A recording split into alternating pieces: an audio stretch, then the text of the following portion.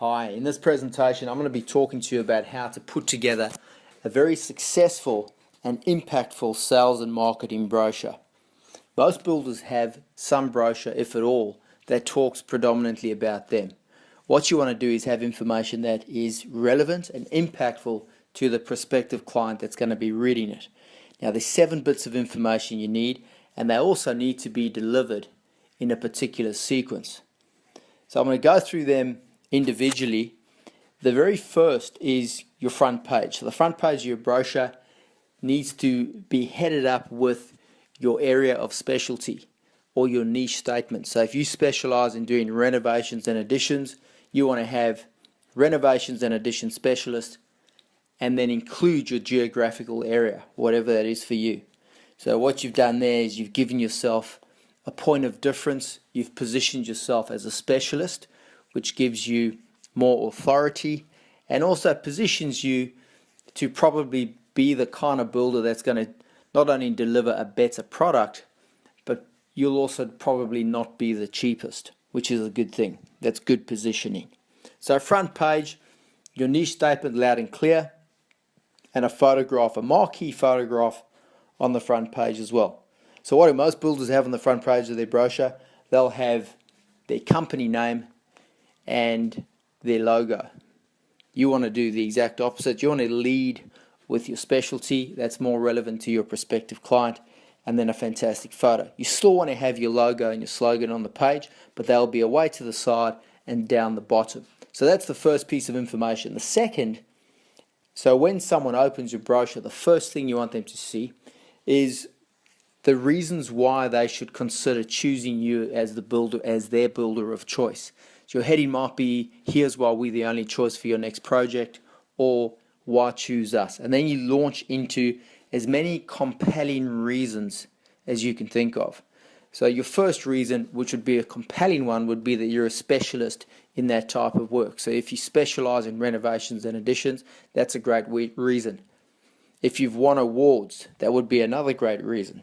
So you want to go into as many as you can think of, talk about the fact that you handpick your team, you use superior materials, and go on with as many as you can think of. So that's number 2. Number 3 is a guarantee. You want to have a compelling, powerful, relevant guarantee that is in line with what your particular clients are looking for.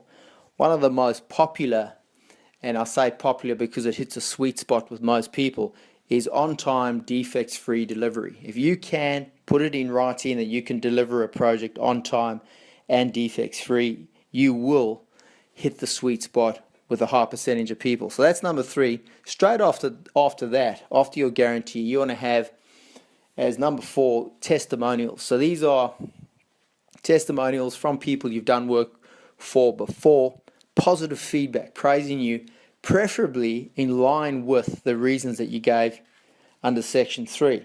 So if you talk about superior workmanship, you want to have a testimonial, preferably by someone well known in your community or a celebrity, if possible, saying that your workmanship exceeded their expectations. So that's number 4. Number 5 is your photography. So putting in photographs of work you've done, and preferably before and after photos if that's relevant to what you do. And of course, if you've won awards, photos of any award-winning projects you've done. Next is the process.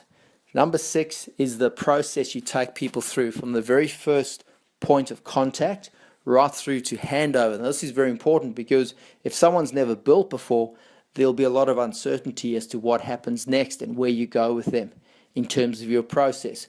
So if they're sitting down with you for the first time, if they have an idea of where it all goes and what the process is, they're going to feel more comfortable and safe talking to you.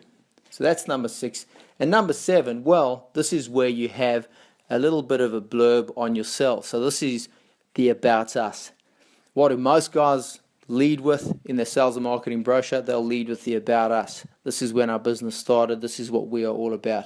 You're not going to do that. You're going to put that right at the back. So you're leading with your specialty, what's most relevant to your prospective client. You're taking them through the compelling reasons why they should consider working with you. You're looking at what it is that you're guaranteeing for them, on time, defects free. You're backing that up with social proof, your testimonials, people talking about exactly what you've done. You then have photographs demonstrating the type of work that you do. You take them through your process, and then finally, as an act of almost humility, you then tell them a bit about yourselves. Those are the 7 bits of information in the exact sequence to ensure you have a very compelling and highly effective sales and marketing brochure. I hope that's been helpful.